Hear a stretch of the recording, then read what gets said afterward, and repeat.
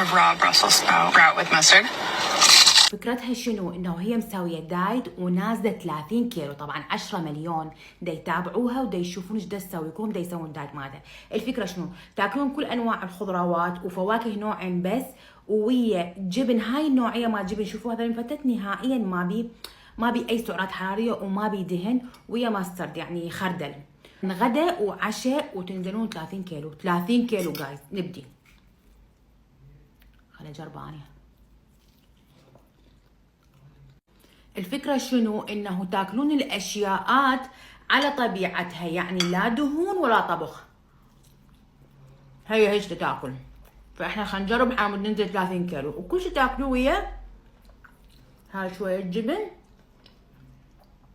وماسترد، خردل، شوية خيار ويا